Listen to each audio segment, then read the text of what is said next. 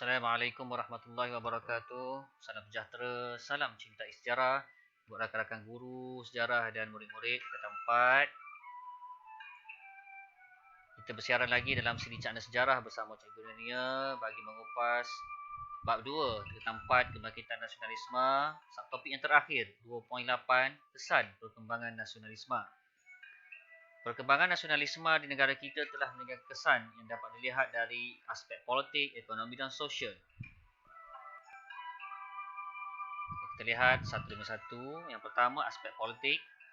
Usaha golongan intelektual berpendidikan Inggeris dan Kesatuan Melayu Singapura menggesa kerajaan meningkatkan peluang pekerjaan dalam pentadbiran British membuahkan hasil. Bilangan orang Melayu dalam Malayan Civil Service atau MCS bertambah daripada 7 orang pada tahun 1930 kepada 20 orang pada tahun 1937. Langkah British memperkenalkan dasar desentralisasi mendorong orang Melayu lebih peka tentang masa depan mereka. Dasar desentralisasi ini cuba mengembalikan kuasa sultan, presiden dan majlis mesyuarat negeri yang tercabar akibat pembentukan negeri-negeri Melayu Bersekutu pada 1896. Nasionalisme yang berlaku di China mendorong golongan revolusi memberikan perhatian terhadap pendidikan masyarakat China di negara kita. Kelab bacaan dan pasukan drama ditubuhkan agar masyarakat di sini dapat membaca berita dari China. Selain itu, sekitar tahun 1921, banyak sekolah Cina didirikan Tanah Melayu dengan menggunakan bahasa Mandarin sebagai bahasa pengantar. Sekitar 1930-an dan 1950-an, muncul masyarakat India yang dilahirkan di Tanah Melayu.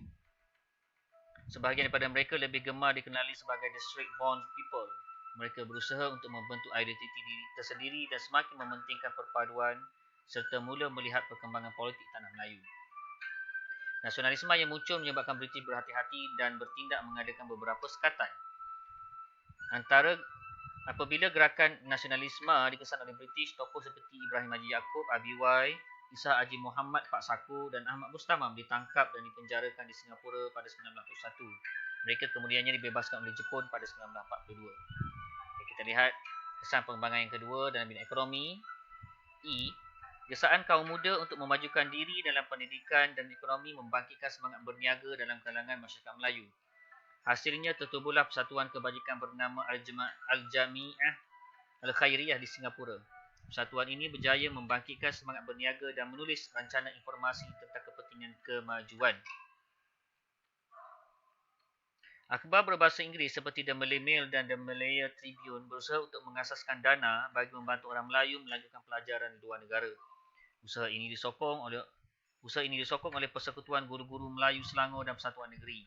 Pada masa itu, terdapat orang Melayu melanjutkan pelajaran ke luar negara seperti Tunku Abdul Rahman, Tunku Yaakob dan Muhammad Zain Arifin. Dan kita lihat kesan terakhir, kesan perkembangan nasionalisme dalam bidang sosial PES. Yang pertama, tuntutan untuk mendapatkan peluang pendidikan yang disuarakan melalui akhbar, majalah dan persatuan mewujudkan kesedaran yang tinggi dalam kalangan masyarakat untuk belajar di madrasah dan sekolah Melayu. Lepasan SITC juga menunjukkan peningkatan daripada 58 orang pada Mac 1924 kepada 141 orang pada September 1940. Mereka berkhidmat sebagai guru untuk membantu meningkatkan taraf pendidikan masyarakat. Kemunculan lebih ramai guru wanita menyemarakkan perkembangan nasionalisme. Pada 1930, guru wanita di Johor Bahru menerbitkan majalah Bulan Melayu untuk memuatkan berita kemajuan dan pendidikan wanita. Penggerak utama Bulan Melayu ialah Ibu Zain.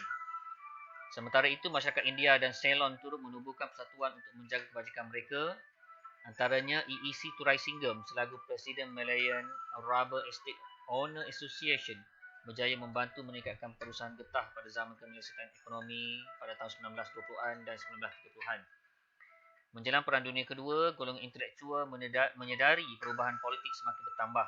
Masyarakat Cina pula meminta kerajaan British menimbangkan penglibatan mereka dalam jawatan kuasa kerajaan. Tan Cheng Lock yang menganggotai Majlis Perundangan Negeri-Negeri Selat menuntut British menjaga kebajikan dan menyediakan dana untuk belajar dalam masyarakat Cina. Kesimpulannya, perkembangan nasionalisme negara kita melahirkan golongan nasionalis yang berusaha mengubah corak hidup masyarakat. Perkembangan ini dapat dilihat melalui aspek politik, ekonomi dan sosial. Sekian saja 8 subtopik dalam bab 2. Yang pertama, masuk nasionalisme. Yang kedua, perkembangan idea nasionalisme. Yang ketiga, perkembangan nasionalisme di Asia, perkembangan nasionalisme di Asia Tenggara, latar belakang kemunculan kesedaran nasionalisme negara kita, faktor kemunculan gerakan nasionalisme negara kita, perkembangan nasionalisme dan kesan perkembangan nasionalisme. Okay, sekian. Jika ada yang baik padanya, sudi-sudikanlah kongsi dengan rakan-rakan guru dan murid-murid. Jangan lupa share dan subscribe. Sekian saja. Wabillahi taufiq wal hidayah. Wassalamualaikum warahmatullahi wabarakatuh.